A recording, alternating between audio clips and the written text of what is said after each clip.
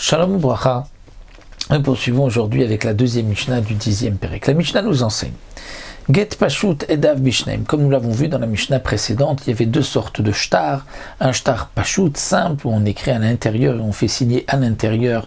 Donc sous ce qui a été écrit, on fait signer les témoins. Où il y a le Get Mekushar, on écrit comme nous l'avons vu une ou deux lignes. Ensuite on plie le shtar, c'est-à-dire ces deux lignes sur la suite du shtar, donc sur l'espace blanc, on va coudre et faire signer un témoin du côté extérieur. Les Chachamim ont instauré aussi que le Get Pashut Edav Bishnaim, on fait signer deux témoins. Il faut toujours donc deux témoins dans un shtar, mais le Mekushar, celui qui est attaché, il faut trois témoins. C'est-à-dire que c'est aussi une takana des Chachamim pour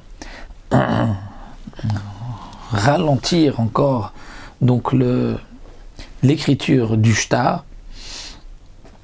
Donc on va faire signer trois témoins à chaque endroit où on plie, on va faire signer un témoin. Le pashut shekatuv bo ed echad, un shtar pashut où on a fait signer qu'un seul témoin, c'est pasoul. Ou bien le mekushar shekatuv bo shne edim, le mekushar où on a fait signer deux témoins, c'est aussi pasoul. C'est-à-dire, explique le Barthénora, que le Tana, en vérité, c'est évident qu'un shtar où il n'y a qu'un seul témoin, il n'est pas soul. Le Tana veut nous dire de la même manière que le shtar pashut, il est évident que s'il n'y a qu'un seul témoin, c'est pas soul. Eh bien, le shtar mekushar, attaché, même si normalement deux témoins suffisent, si on n'a mis que deux témoins, c'est pas soul.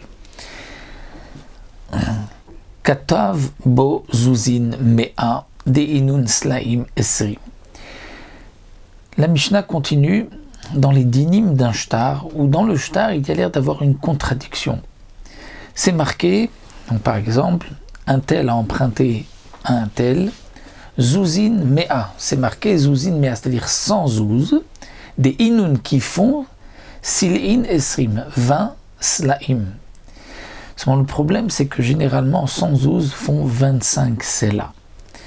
Alors ici, est-ce qu'il a emprunté 100 zouz ou 20 zouz, ou 20 sela, c'est-à-dire 100 zouz qui font 25 sela ou 20 sela. D'un côté c'est marqué 100 zouz, d'un côté c'est marqué 20 sela. Eh bien, Enlo Ela Esrim, il n'aura que 20. On va expliquer les mots qui sont marqués dans le shtar de cette manière. Il a emprunté 100 zouz qui ne sont pas très bons, puisqu'à l'époque, n'oublions pas que les pièces représentaient leur valeur. Donc une pièce qui était avec le temps abîmée, manquante, eh bien elle valait moins que son prix initial, puisqu'il y a moins d'argent, moins de cuivre, moins d'or. Donc 100 zouz mauvais qui font 20 sela.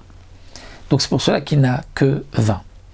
Si c'est le contraire, c'est marqué zouzin mea deinun tlatin sim, 100 zouz qui font 30 sela. Normalement, 100 zouz, c'est 25 sela, nous avons dit. Et là, c'est marqué qu'ils font 30. Eh bien, Enlo et la mané. Il n'a que un mané, c'est-à-dire 100 zouz, et il n'a pas 30 sela, il n'en a que 25. Pourquoi ? Parce qu'on va toujours traduire de la même manière, c'est-à-dire que celui qui détient le shtar aura toujours yado à la tartona, c'est-à-dire celui qui sera désavantagé, il sera défavorisé. Alors, mais j'ai un shtar où c'est marqué qu'il me doit 30, on va dire non. C'est marqué 100 zouz qui font 30 sela qui ne sont pas très bons, mais qui sont en vérité comme 25 très bons. La Mishnah continue, si c'est marqué kesef zouzin de inun venimchak, c'est marqué kesef, de l'argent, zouzim, donc des zouzim, la monnaie de l'époque, des inun qui font, c'est-à-dire il devait y avoir marqué combien de zouz, et c'est effacé. Venimchat, donc on ne sait pas combien de zouz. En pachot mishtaim, donc pas moins que 2, puisque zouzin au pluriel, donc c'est au moins 2. Kesef sil'in de inun venimchat, en pachot mishtaim. De même si c'est marqué kesef sil'in, donc d'argent des sela, qui sont, et il n'y a pas marqué combien, c'est effacé, eh bien en pachot mishtaim, pas moins que 2, puisque le minimum du pluriel, c'est de darkonot de inun venimrak pour mishtem. Darkonot, c'était aussi une pièce, une monnaie de l'époque, qui font, et c'est pas marqué combien, c'est effacé, donc pas moins que 2.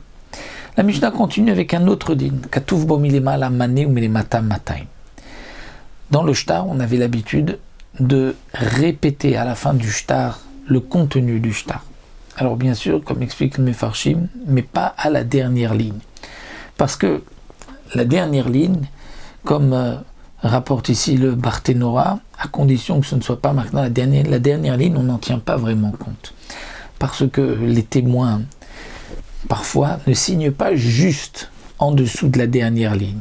Ils signent un peu plus bas et on peut rajouter une ligne entre la fin du shtar et la signature des témoins.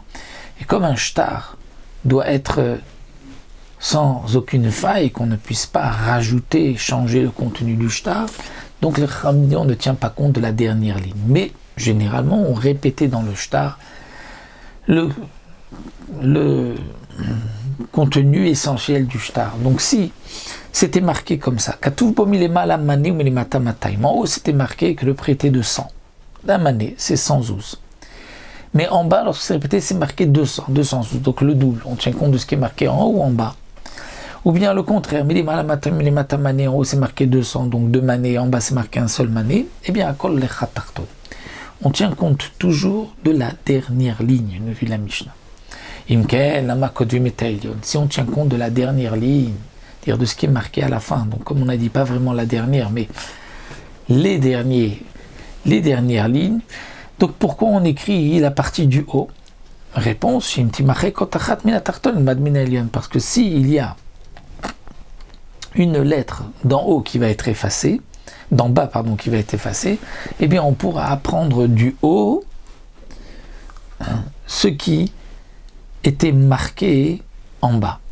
Donc le haut est important pour que l'on puisse savoir ce qui était marqué en bas. Mais on tiendra compte toujours, donc l'essentiel, c'est le bas, comme nous l'avons expliqué.